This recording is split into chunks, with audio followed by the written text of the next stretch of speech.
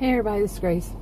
In this video I'm going to talk about more. I have done some videos in the past about how the people I see, that I've known, that I've witnessed, who are more histrionic and a little bit of narcissism mixed with it, cluster B kind of thing. How they appear, they look, their whole appearance. Now, I could be wrong on this. One size doesn't fit all anyway. But, yeah, this is just my opinion, how I've seen it. Now, I don't know anybody who's been diagnosed with either one of them, narcissistic personality disorder or histrionic personality disorder. But the behaviors of them is what I'm talking about, what I see as. Now, ever since I was young, I have seen people who want to stand out in the way they look. Okay, I've said this in the past. And not everybody, no. Actually, my whole youth, until I was 18, I moved away from my hometown at age 18. I think the day after I turned 18. But, yeah, people pretty much blended. Most people, I'd say, probably almost all of them blended with other people. They didn't dress to where they stood out, didn't wear their makeup, their hair, or whatever. They're pretty much the same. I was a kid in school. I graduated when I was 17. But yeah, it was kind of like a blue jeans t-shirt kind of thing back then. And, but some students, some teachers, some parents would dress the way that they stood out. Okay, whether it was like really, really tight jeans or even a different color, they kind of looked like blue jeans, but they were white, something. I don't know what you call those, but they're really tight, and the shirt's really tight, or really low cut, really, woman's low cut, and showing off way too much, and that's a personal opinion on people. But, and then after that, as I grew, age, I wound up seeing more and more as time goes by. But, okay, and it is kind of cultural, it is kind of what it is, the environment you live in too, whether it's acceptable or not.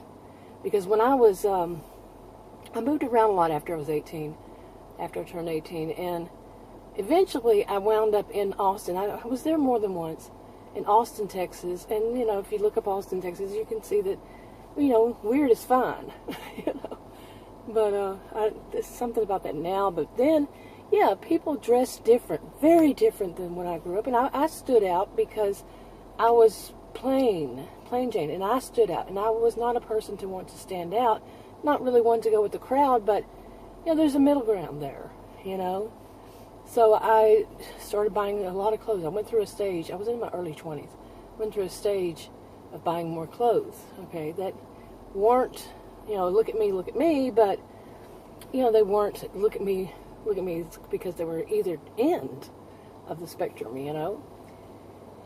But, at some point after that, I moved back to Dallas area, and it was North Dallas, or a suburb north of Dallas, and I went to apply for a job, and basically I was wearing something that I'd bought in Austin. I lived there for a while.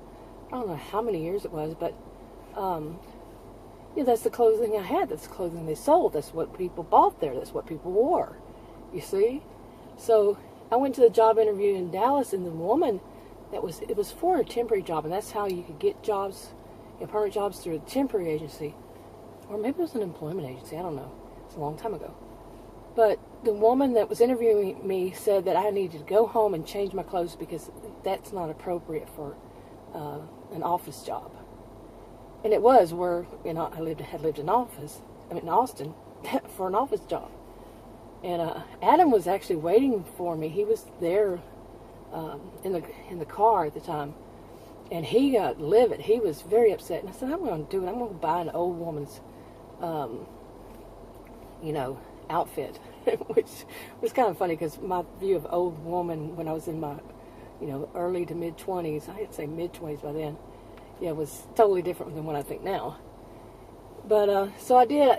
I remember calling it matronly. And I went there, and the woman said, now that's more appropriate. Okay, now over the years that I've lived in Dallas and suburbs of Dallas, one of the things I had learned, except for a couple, I have to say one really job, that what I learned was that you don't stand out. You are, if you're a woman, you are not meant to stand out in the way you dress. They do not allow that. You wore black slacks and a shirt that was one solid color, nothing, that stood out. And your jewelry, your makeup, nothing, was deemed, inappropriate. It was an extreme. Okay, now I see both of those as a bit of an extreme. Austin, Dallas, I don't think is so much like that anymore, but I could be wrong. I haven't applied for a job in an office for a while. I can only imagine. But I think, but it was so strong, and it wasn't just that one person. I saw it, over time I got to where I would only wear black pants and a plain, if not black, shirt, because, like I said, don't stand out. Extremes. Austin, everybody does. That's the culture there, you stand out if you don't. And here, this area, you stand out if you do. Okay, now I've lived in a lot of places. Yeah, I moved around a lot. Not just one state, several states. I was born and raised in Texas, but I did move around to other states. And, you get a feel for the environment you're in.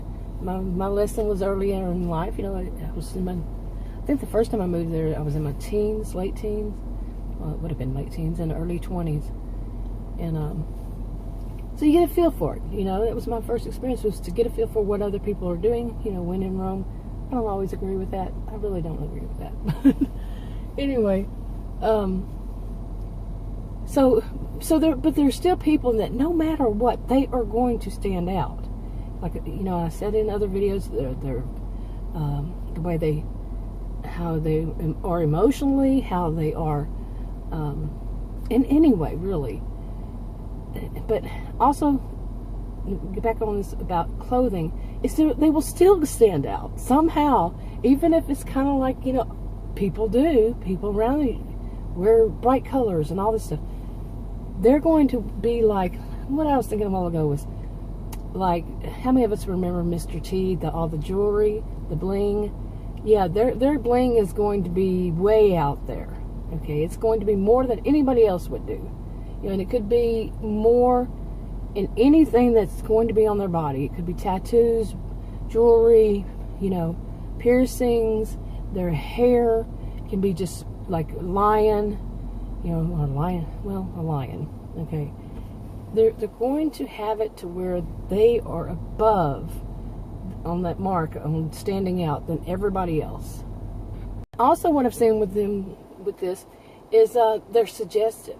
Okay, their attire is going to be somehow sexually suggestive. Not all of them, but especially when they get older, not as much. But somehow it's going to, they're often good-looking people. Whether male or female, they're good-looking. Okay, they usually have one flaw. I've always seen this at least one flaw, but they're going to be, their attire is going to be somehow suggestive, and their attitude along with it. Okay, like I said, when they get older, maybe not as much, yet at the same time, in a way, still more than people around that age group too. You see what I'm saying? And maybe a difference would be like when they're younger.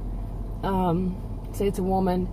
And I've seen this on men, not on men, but not this particular one. But yeah, in a way, yeah.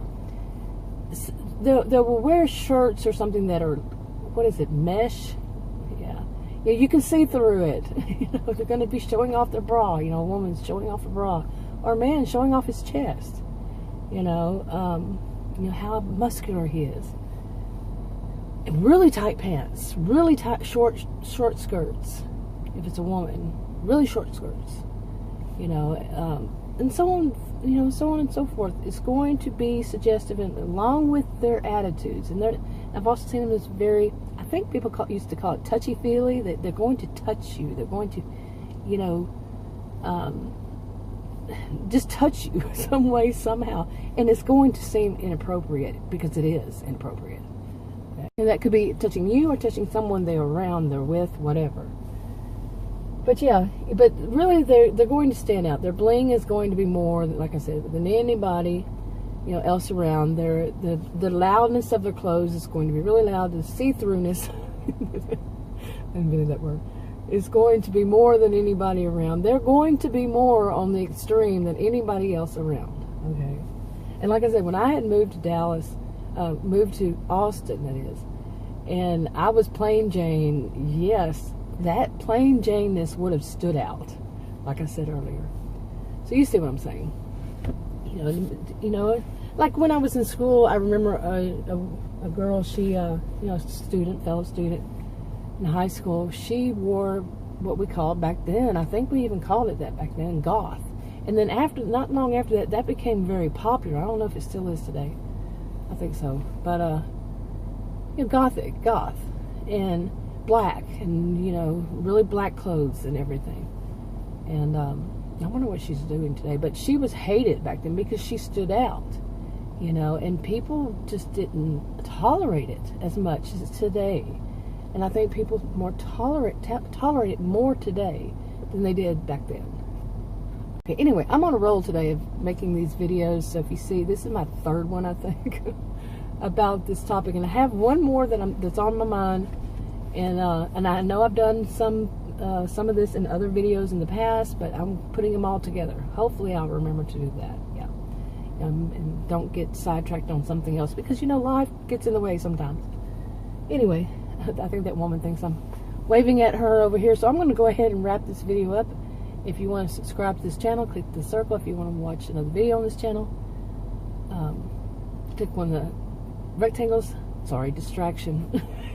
I talk with moving my hands, by the way, in case you're wondering. But like, subscribe, comment, and share if you would, and I'll talk to you on another video. Bye.